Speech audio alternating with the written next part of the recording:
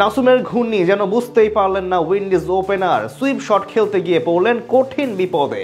বিপরীতে দলের হয়ে প্রথম সাফল্য পেয়ে উদযাপনে মাতেন টাইগার স্পিনার।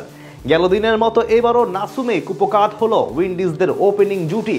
কোনো কিছুই বুঝে ওঠার আগেই প্রতিপক্ষের টপ অর্ডারে লাগাতার বাঘের থাবা বসিয়েছেন দলের স্পিন স্পেশালিস্ট। উইন্ডিজ ব্যাটারদের রীতিমতো বোকা বানিয়ে নাসুমের এমন সাফল্য অর্জনের বাকিটা জানবো রিপোর্টে। প্রতিপক্ষের ব্যাটারদের কাছে নতুন বলে নাসুম যেন মূর্তিমান এক আতঙ্কের নাম। নিজের স্পিন সামর্থ্যের লাগাতার ভেলকিতে একের পর এক চমক দেখিয়েই চলেছেন টাইগারদের এই স্পিন স্পেশালিস্ট। সবশেষ আফগানদের বিপক্ষে টি-20 সিরিজে দুর্দান্ত পারফরমেন্সের সুবাদে চলমান ওয়ানডে সিরিজের মাঝপথেই আবারও দলে ডাক পেয়ে যান নাসুম আহমেদ। অবশ্য দ্বিতীয় ম্যাচে দল হারলেও 10 ওভারের বোলিংয়ে মাত্র 3.80 ইকোনমিতে শিকার করে নেন 2 উইকেট। যেখানে বাংলাদেশ ইনিংসের প্রথম ওভারে নিজের ব্যক্তিগত কোটার সূচনা টানতে সেই অবিশ্বাস্য এক সাফল্য পেয়ে যান এই বোলিং অলরাউন্ডার।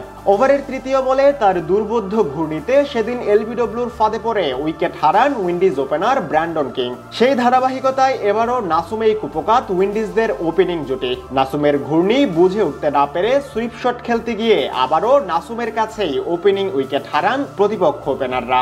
এদিন শুরুতেই আগে ব্যাট করতে নেমে বাংলাদেশের পক্ষে দারুণ এক সূচনা করেন দুই টাইগার ওপেনার সৌম্য সরকার এবং সাইফ হাসান। দীর্ঘদিন পর নিজের চিরচেনা ছন্দে ফিরে ব্যাট হাতে রীতিমতো ঝড়ো ইনিংস খেলেন সৌম্য সরকার। 4 ছক্কা 7 চারে এদিন 86 বলে 91 রান করেন টাইগার বাহাতি। অন্যদিকে সমান 6 ছক্কা 6 চারে মাত্র 72 বলেই 80 রানের নজরকাড়া ইনিংস দেখান সময়ের আলোচিত ওপেনার সাইফ হাসান, যার সুবাদে নিজের ওয়ানডে ক্যারিয়ারের প্রথম 50-র মাইল ফলকেও পৌঁছে যান তিনি। দুই টাইগার ওপেনারের এমন দুর্দান্ত ব্যাটিং এর সুবাদে 297 রানের টার্গেট ছুড়ে দিতে সক্ষম হয় বাংলাদেশ দল। জবাবে ব্যাট করতে নেমে টাইগার স্পিনারদের কল্যাণে শুরু থেকেই রান খরায় ভুগতে থাকে উইন্ডিজদের ওপেনিং জুটি, যেখানে সবচেয়ে বড় অবদান নাসুমেরই। তার বোলিং নৈপুণ্যে প্রথম ওভার থেকে মাত্র 1 রান নিতেই হিমশিম খেতে হয় প্রতিপক্ষ ওপেনার এথানাজের। এরপর বাংলাদেশ ইনিংসের তৃতীয় ওভারে মাত্র 3 রান দেওয়ার পর নিজের ব্যক্তিগত কোটার তৃতীয় ওভারেই দলকে দারুণ এক ব্রেক থ্রু এনে দেন তিনি।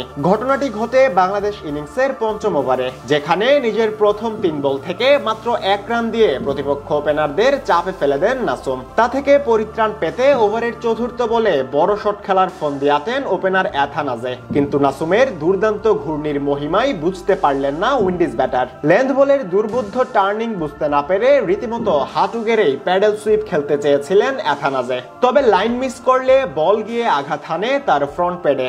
সাথে সাথে নাসুমের জোরালো আবেদনে সবুজ সংকেত দেন ফিল্ড আম্পায়ার।